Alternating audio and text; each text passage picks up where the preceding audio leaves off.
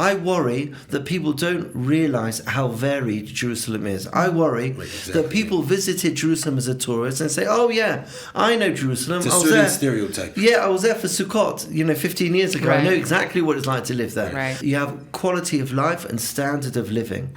And I feel that the quality of life is just so great here in Jerusalem. Everywhere else they're saying, come here, it's 15 minutes from Jerusalem. Come here, it's half an hour from Jerusalem. Right. Come here, it is Jerusalem. Welcome to JLM Unplugged, a podcast about Olim for Olim. I am Gabi Danieli. And I'm Yisrael Cohn. We are Aliyah Coordinators for the Jerusalem Municipality. We are here to assist and navigate Olim in their Aliyah journey from the initial planning to final landing and beyond. Join us as we bring you life stories, experiences, and special guests that you know and love here from our capital city. JLM Unplugged. Welcome to JLM Unplugged. We're here with a very special episode. Our very own Yisrael Cohn from the Jerusalem Municipality. How are you? Shalom Racha. It's a joy to be here. Our pleasure. Our pleasure is always to have you. So let's just dive right into here. Where are you from originally? Where'd you make Aliyah from? How long ago? I am originally from London. I grew up in London. And Hannah and I, my wife and I, got married in London. And we made Aliyah married about 25 years ago. Wow. Are we living in Jerusalem the whole time? We started in yeshiva. We were in yeshiva in Gush Etzion for 4 years. And then we've been, it's more than 25 years. Because we've been 22 years in Jerusalem. 26 years we made Aliyah. Mm-hmm. You're not just a guest. You're someone who works in our office with us, right? And you were once an Aliyah coordinator like us. Right. And now you moved up to be, what would you say your official title is? Oh, that's such a good question. I think that the department has got bigger than it was when I started. And now there's, in Hebrew, it's Rosh Tzevet. Team manager. Team manager, maybe. Yeah. How would you describe our office for people who have never heard of it? Because a lot of people have heard of the big organizations like Nefesh B'Nefesh, or maybe from South Africa or Australia, then Telfed and the Jewish Agency and Mr. Klita, all the millions and millions of offices and organizations. How would you describe what we are, and for people who don't know? Yeah. So we are, the Jerusalem Municipality has an amazing department, the Aliyah department. And within the Aliyah department, we are the pre-Aliyah section. We help Olim planning on making Aliyah to Jerusalem in all areas of life pre-Aliyah. And also when they first arrive in Jerusalem, help them settle down in the city. I know when we made Aliyah, when my wife and I made Aliyah, my parents were already living in Israel. My brother was my sister was living in Israel. And it was still incredibly difficult for us to make Aliyah. I think making Aliyah is it's really quite a big shift in your life. Although there are beautiful videos of smiling people at airports, Tachlis, there are some very challenging moments when you make Aliyah. And every resource that's available to help you is fantastic. And Baruch Hashem, there are many resources, and we all work fantastically together. Almost every project that we do is in partnership with one of the other Aliyah organizations. And, with your years of being an Aliyah coordinator and then now as, let's say, the team manager, what would you say is something that you've learned about yourself in this field with working with Olim? Before I worked here in the Aliyah department, I worked as a teacher. And I thought that my skills in teaching, I would put them on the back burner, and then I'm going to move into a new profession. I was surprised how much of what I had used as a teacher in terms of, understanding each individual's questions and sensitivity and not judging people. A lot of those skills that I had developed in teaching, I was surprised at how relevant they were in this current job with New Olim. So how they're very, in line with one another, that it's not just helping Olim with bureaucracy and all the technical stuff, but it's about understanding that each Ola is different and, to really understand their story and their needs. Exactly. And personal skills, basically. Yeah, absolutely. In fact, I've seen both It's hard for British people. to be open, no? That's one of the reasons why we left England. What a terrible place. No, I don't mean No, that. that we have to cut now. No, but I've seen people come to us in our office, sitting with Michal, with Gabi, with all of the Emily, and also with our others in French and in Russian and Spanish, and sitting with people for hours. And sometimes I have a question. You see, that's what's really clever. Sometimes somebody will call you. I'm sure you've seen this. Somebody has called you and they say, my question is, I want help on how to fill out an Arnona form. And then they come into the office and they chat with you about 1,000 other things that got nothing to do with the Arnona form. And you realize that really they're not just coming because they want help in filling out an Arnona form. They want help understanding life in Jerusalem. They want someone to speak to. They've made this huge transition in their lives. And often the people that come to us come with question A, but actually when you sit with them, you end up talking to them about B, C, D, E. Right. I think also part of it is just having someone to speak to, especially if it's very close to their Aliyah date, that they can just kind of, someone that they can, laugh about all the bureaucracy with, or someone that they can really get into the details and the nuances of what it's like to live here from personal experience, because all of us are Olim ourselves. Right. Definitely. It's like having that, I don't know, I think that comfort in that conversation and not just the technical. And I think that's something that's like an aspect that is brought to the job as well, of really hearing someone out and helping them leave feeling like they've been heard, they've been seen, and that there's someone here that can really understand their experience. Yeah, I think that's even more so. You might have even experienced it when you were in America. I was recently in England, and you meet somebody at an Aliyah fair in New York or in Toronto or in London, and then that person comes into the office in Jerusalem. Oh, that is the greatest joy, because we've accompanied them on that journey. We have this chat, when they have the safety of their home, wherever they came from. And now to have that familiar face greet them in Jerusalem. Right, someone on the ground. Oh, it's such a... Yeah. I get excited when I meet these people. I just hope the Olim are as excited as we are when we meet these people. Yeah. So, I mean, we help Olim with a lot of stuff, and we can get into that as well. Like, people sometimes ask, well, what do you do, Tachlis? But I feel like one thing that I'm curious about, I don't know about you, Gabi, is what is something that you think Olim should dafka go through on their own? Right? Because there's so many organizations and so many different government bodies that are here to help them. And sometimes help can feel like a patronizing word, right? And we try not to handhold all the time and do everything for them, right? Because the goal is for them to be independent and to be able to make it on their own. So what would you say is something that dafka, maybe we try to help with less, or it's less our jurisdiction, or something that you feel that Olim dafka should be able to do on their own or learn to do on their own? Ooh, I wonder whether maybe two things. I think one of our challenges in Jerusalem, perhaps different to other cities, is that almost everybody that makes Aliyah to Jerusalem had previously visited Jerusalem. So I know our office now is a 10-minute walk from the Kotel, which is amazing. But when I walk to the Kotel now after work, it's an entirely different experience to visiting the Kotel when I was a 16-year-old on a trip with friends.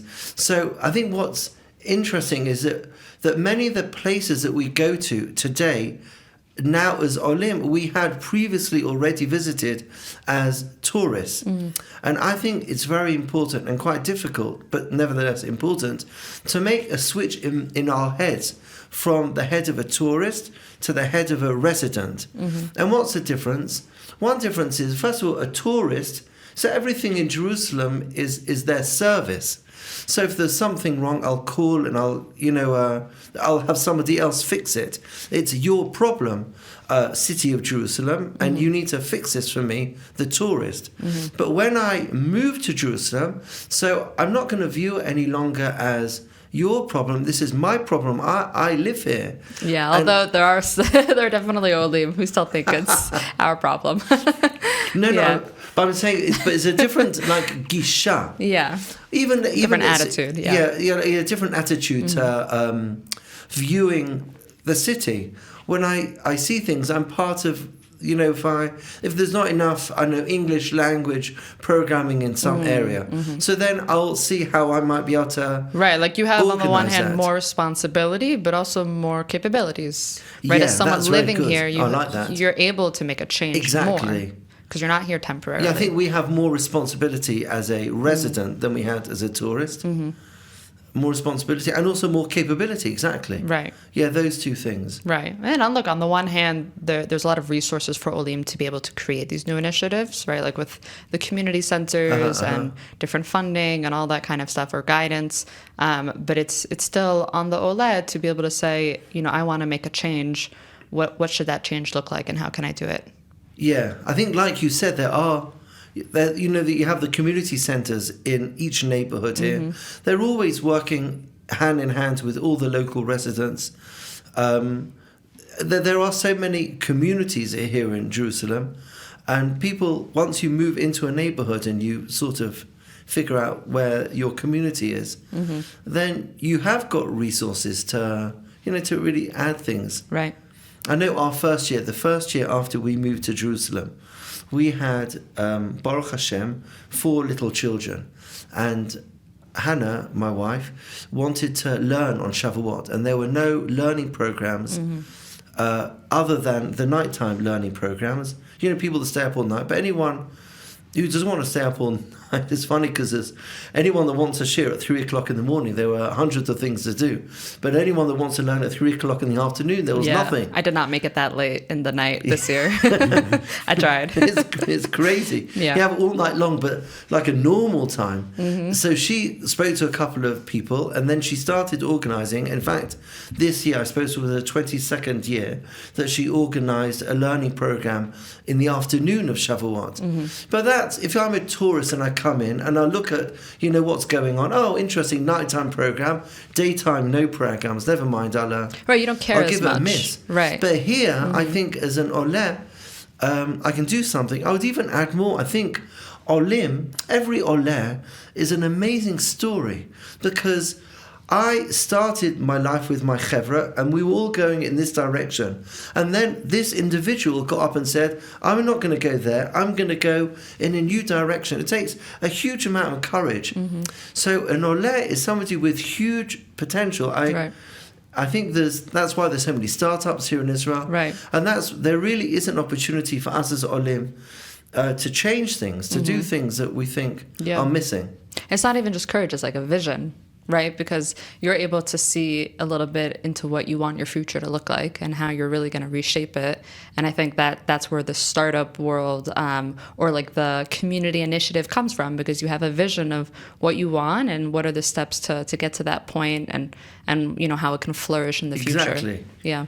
There's schools, so many schools have got set up by Olim. Yeah. You have an Olim, they get to school-age children, they can't find a school for their children. In which other place would you say, oh, well, better open a new school? Yeah. And yet, that's what people do. It's a great crazy. solution. If it doesn't exist, I'll do it myself. Yeah, exactly. Yeah. Moving on, what do you think is a major mistake Olim make when they first come here? Oh. And what mistakes do you think you made that you would change? So we made a mistake.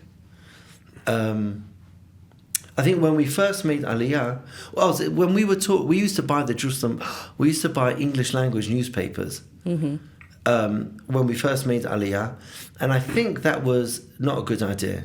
Because I think when you immerse yourself exclusively in like in an Anglo community, so you'll only see events that are appropriate for the Anglo community. You'll only be involved in Anglo events.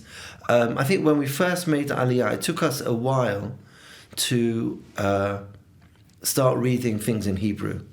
And so for the beginning, we were in Kollel for the first few years, which is its own little bubble. A beautiful, it's an amazing community, but it's temporary. After 4 years, everyone goes to different parts of the world. But then when we first moved to Jerusalem, we left the Kollel and we moved to Jerusalem, we were still like in this Anglo bubble.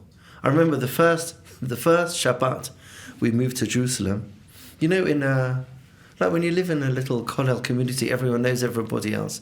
So the first Shabbat, we baked a cake baked like 18 cakes, and we knocked on all of our neighbours' doors to wish them a Shabbat Shalom, and give them a cake. And 16 of the 18 had no idea. What are you doing? Why are you giving us a cake? Because it's a different sort of world, right, you know, the world we cultures. came from. Anyway, we figured these things out over time. So the language is what you're saying, like kind of, you know, cushioning yourself too much with your mother tongue, which in this case is English. Like is that what you would say is a mistake? I think at the beginning, I don't know, I say it hesitantly because on the one hand, when you first arrive in Israel, I think it's very bold to say, immerse yourself in Hebrew right. when you first arrive. Because I think, like I said right at the beginning, it's really quite hard making Aliyah. And I think that support system of your mother tongue is not just your mother tongue, it's also culturally people that understand you. That's a huge help at the beginning. And I don't know, it would be fair to say to go immediately, you know, to cut yourself off from that community and go immediately into an Israeli community. But I think you do need to transition into a more Israeli environment. Right. And I think we perhaps, you know, for the first 4 years we're in a bubble. And then after those first 4 years in a bubble, it took us maybe a year or two in Jerusalem until we realized the importance of integrating into an Israeli environment rather than staying in an English one. Right. I also think that's like underratedly one of the benefits of living in Jerusalem, because Jerusalem's known to be very Anglo in a good way as well, right? Because you have so much resources and people speaking English on the streets, which can be very comforting, and different shul options maybe that have more English. But on the other hand, it's also very Israeli, right? It's a mixing pot. It has a melting pot. It has everything in it. They say it's one big salad. So let's say in the first few years, you do feel you need that support, that feel of home, right? With the language, with the events and the people surrounding you, you have that option. But if you are the other type of Ola, because, you know, and they bleed into each other. It's not black or white. But if you have those days where you're feeling, you know, I actually want to feel more Israeli, more connected to you know, the culture here and the language and everything, you also have that option, right? You can go to all these festivals that they have in the summer and you're going to be surrounded by Israelis. You'll hear English also as well here and there, but it's not an English event. Yeah, that's an excellent point. point. It's nice that you really have both of those worlds, that you can one day choose to be in that world a bit more, you know, be in this world a bit more, and you don't necessarily have to, you know, decide and like have that red line right there of like, no, I'm not speaking English or I'm only speaking Hebrew. Yeah, you're exactly right. We sort of made this effort that we wanted to integrate a little bit more in Hebrew, but we didn't move. Meaning we lived in the same apartment, and then we were using resources in this area that was mainly Anglo, and we just, you know, within the same community, on the same streets, in the same spaces, we were able to find a more Hebrew speaking. Right. That's an excellent point. Yeah, you don't need to. It's all here in Jerusalem. So when you first arrive and you need a little bit more Anglo support, you'll find it. But you don't need to move in order to integrate into an Israeli environment. Right. You just need to tweak things a little bit within the environment in which you already find yourself. And your children are more Israeli, you would say, today, or? Oh, that is such a good question. British. First of all, they speak English with a British accent, which is the greatest joy in the world. Baruch Hashem. So they weren't influenced in that. I think they're probably more Israeli. I see the older children. In their culture, you're saying? Yeah. They start at home, they speak Hebrew much more than English. They read in Hebrew. Our older children spoke more English because they would hear us speaking in English, but now the younger children definitely hear more Hebrew because that's become the language in the home. So like we have a lot of viewers who are interested in other cities as well, such as Anglo community cities such as Modi'in, Ra'anana, and a lot of Brits go to Herzliya. There's a huge British community in Herzliya. What would you say is different from Yerushalayim to all these other English communities or English-speaking communities in other cities that maybe Jerusalem should stand out more when it comes to the decision? So I absolutely love aside from the Kotel. Jerusalem. Yeah, so our office. First of all, you come to Jerusalem, you get the most amazing support. Yeah, you get to meet Gabi and Michal and Emily, and you just can't beat that. There is sure Modin, there's Michal there now. In my unbiased opinion, they'll just get the best possible service. I come from London, which is quite a mixed, quite a cosmopolitan city. And I also, I have like quite a wide variety of interests. I really enjoy running. I quite enjoy running here in Jerusalem. And I also quite enjoy going to shiurim. And I find that I can, I'm able to find on my doorstep all the different things that I enjoy doing. I like on a Friday morning, I go for a run on Park Masila.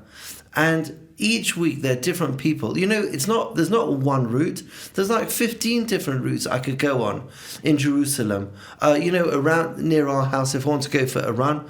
And the coffee shops are full of all different types of people. And no one looks. It's if I were in a more religious neighborhood and you're running around with a t-shirt and shorts, so some people would be looking. And then on Thursday nights you go out for chulant with a kinderlach, and you go to a shir, and that's also those two things. Those two worlds are both wonderful in our neighborhood. I feel that there's so many different parts of our identity, and I find all of them are like lechatchila in our neighborhood. It's not that this is a neighborhood where primarily you'll find people with A, B, and C, but you do D, but you can also do D.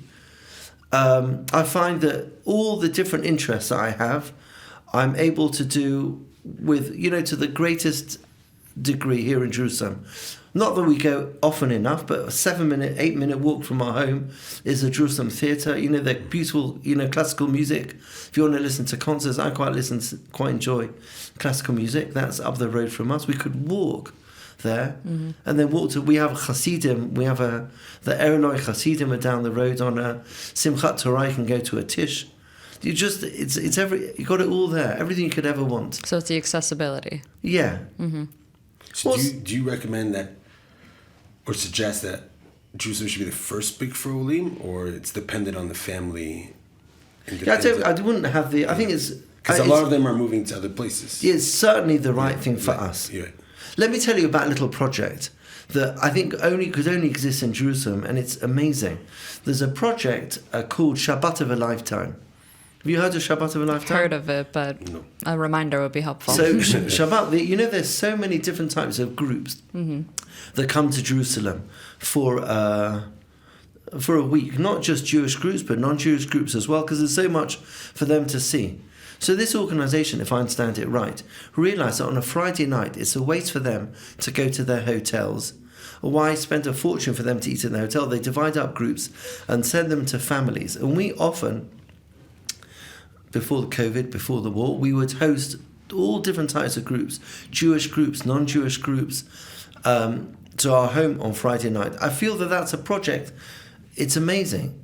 It exists. Many retired rabbis that move to Jerusalem host these groups because, they really know how to speak to people. I don't think there's any other city that they could have this sort of project. And it's fantastic. That's just one project. There are hundreds of sort of projects. No, there for sure definitely a lot of resources. I mean, resources in Yerushalayim for all types of things, like, Shabbat, our office with the bureaucratic stuff, other places for health and all that stuff. But sometimes Olim are like, okay, Jerusalem's a postcard. Why should I pick it? What do you mean by that? A postcard? Meaning, it's something beautiful we dream about, we think about, we'll visit in the Chagim. But for us to bring our children now, bring our families, or even older people who are like, we should retire, like, what stands out that would be like, that's it. No matter what, that's where I'm going. So over your years that you've experienced with many people, So I don't think it's hard to say that Jerusalem is definitely the right place for everybody to make Aliyah to. What I do sometimes feel is, and that's part of our job, I worry that people don't realize how varied Jerusalem is. I worry that people visited Jerusalem as a tourist and say, oh yeah, I know Jerusalem. It's a certain stereotype. Yeah, I was there for Sukkot, 15 years ago. Right. I know exactly what it's like to live there. Right. And you have no idea what it's like to live there. Right. It's the most beautiful city in terms of like the variety. Every night of the week there's a different activity that we can do. I like even little things. I like the temperature. It's very hot at the moment. Yes. Almost every night it cools down at night here in Jerusalem. I love going for a walk on Park Masila. The trail, the rail. There's gun soccer also. It's very eclectic. I walk 2 nights a week, walk through Gansaka. Every night you meet different people. It's not, this is the park of the city. People come from all over to go to these places. I often like to speak about, you have quality of life and standard of living. And I feel that the quality of life is just so great here in Jerusalem. Everywhere else they're saying, come here, it's 15 minutes from Jerusalem. Come here, it's half an hour from Jerusalem. Right. Come here, it is Jerusalem. So sometimes I feel that you get the quality of life is worth giving up a little bit on the standard of living. I feel our children grew up in Jerusalem. They're not like a homogenous group of people, our children, but each one of them have found, their sort of their hobbies here. Each has found a direction in which they can flourish here in the city. And I feel that if they were in sometimes it might be more attractive to live in a house which is in a satellite community from Jerusalem. But then you have a Motzei Shabbat and the children want to go out and you're worried how they're going to get home. They have to get this 40-minute bus ride. Here in Jerusalem, I personally enjoy walking, and thank God our kids too. They could be in town and they could be home half an hour later.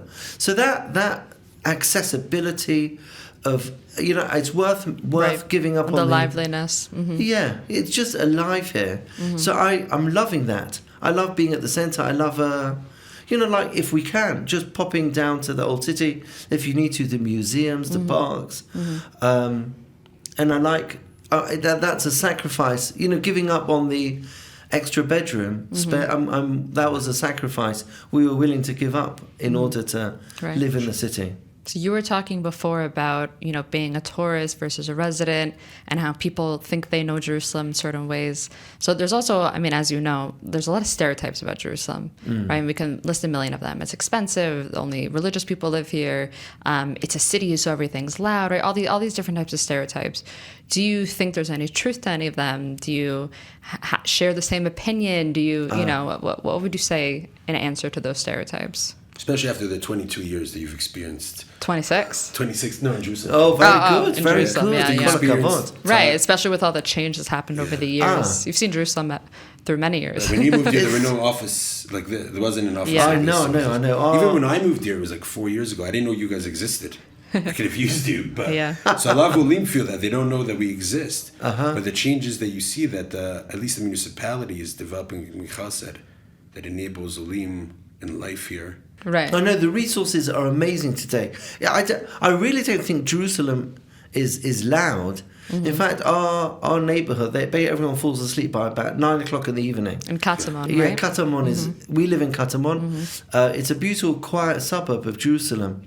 That's why I feel that we got to take it in Mash Arim. Thursday nights. See, that's what's amazing. You can go on Sukkot, go to Meir Sharim. You can be there. The kids can be there till 1 o'clock, 2 o'clock in the morning, and the worst comes to the worst, they can walk home. It's not the worst thing in the world. I'm not sure. I don't know. I don't have any great insight about what's happened over the last 22 years. Well, let's say the stereotypes as well. Right. Religious. So I think Jerusalem is religious. It's true, but I don't think it's only religious. I think the more I've got to know Jerusalem, I realise it's the city for everybody. I don't think all the services that people see for religious people, it's true, they all exist. I'm part of the religious community, so I know those services best. But those aren't the only things that are available here in the city. The city has festivals. Summer festivals go on till late at night. I know we have in our block of flats. Do you know what a block of flats is? This British English. I just know fish, chips, queen. I'm kidding. Yeah, it's your apartment. In our block of flats, we have... It's the apartment for those American viewers. There's seven flats. 3 of the flats in our are religious. 2 of them, there's one apartment, which is a boys' student flat. Another apartment is a girls' student flat. They all happen, all 7 apartments, we are 3 are religious out of the 7. I think that's not a terrible reflection of the city. Our block. You're right. It's not a terrible reflection of the city. Everybody has fun. Everyone gets on with each other. Nobody complains about anybody else. We all go out on a Motzei Shabbat and we all find exciting things. We all meet at the bus stop, to go into town. And each person will go to a different activity and the activity will be the perfect thing for them. It's very true, 100%. I think it's amazing. I don't know of any other city about which you could say that. So we said that we would talk about this because it's important. I feel that people, even if they have heard of us, they don't know exactly, what do we do? How do we help Olim? How to find us even. Right. People who haven't heard of us, Bichlal, and, they're hearing this podcast, but they don't really understand who the hosts are. How would you describe our office, the Jerusalem Municipality, Aliyah and Integration Authority? Big mouthful. And what we do. What we do and how Olim or people thinking to make Aliyah to Jerusalem can use our services. Well, I would say we are blessed, in my unbiased opinion, with 3 phenomenal Aliyah advisors. We have Michal, Gabi, and Emily, who I hope you'll get to meet here one day. I hope in no particular order there. Maybe youngest to oldest. I think the best, first of all, I think like what you were saying earlier, the most important thing that I think we offer is that people can come in and they can sit with somebody. You can sit with someone and get, and discuss your process.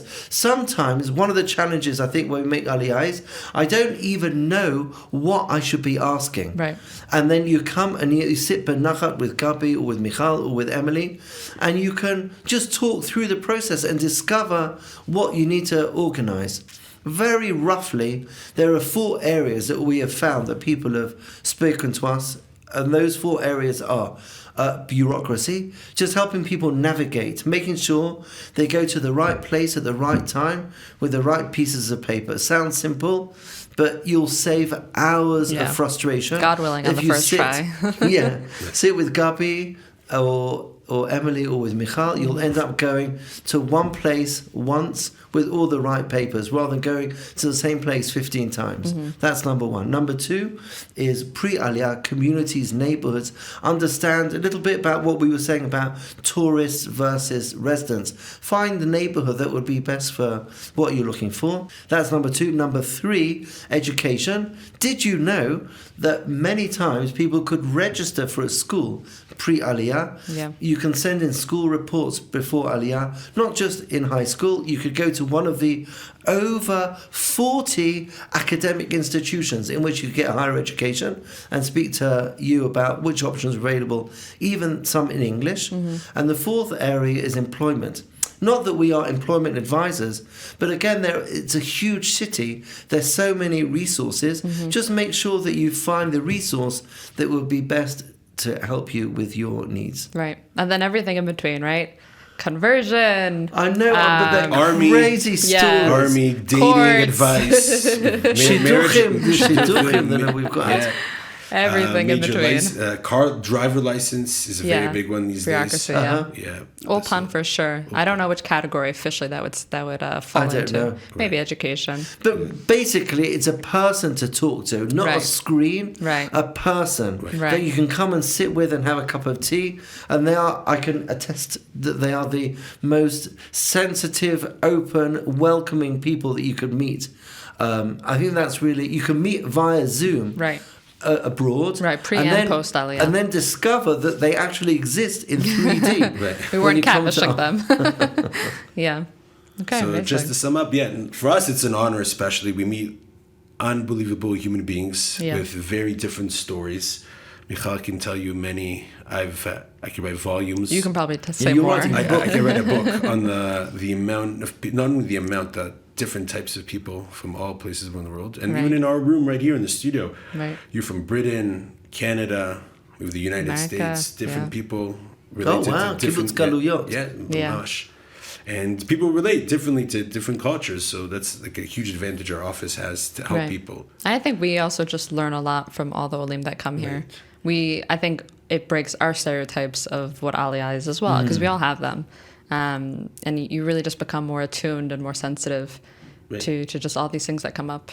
Right. So it's a huge honor, and to some extent, we even saved lives. People come up to us with life issues that it's determined on what the advice we give them. We don't promise it, though. We don't promise that we're here to save your life, but we do help people out. These are probably Gabi's it's a huge cases. gift. Definitely. No, It's a you're huge gift. some of the cases are really, really very complicated. But we're blessed with that mission, and the Jerusalem Municipality is here for you as always. Yeah. It's such an honor to have you here, really. The unbelievable work you do, the service that you give, Olim from all around the world. You see, we don't only serve North Americans or Britons. We serve South Africans, Australians, Europeans, anyone who speaks English from anywhere in the world. Right now, we even have an Olet coming in from Turkey, I believe, with English speakers. It's really impressive. I would like to thank, definitely, big shout out to our two coordinators, female coordinators, Yisrael Cohn and Emily Lightstone, who do mamash avodat kodesh, especially with the unique cases that we have to deal with at times and the great solutions they come up with. And it's our honor to be a part of the Jerusalem Municipality, be a part of the Israeli Integration Office and Absorption Office, and to give our services and help people make Aliyah. And even those Olim who are here, don't hesitate. Contact us. We work 24/6. Don't take that literally 24, though.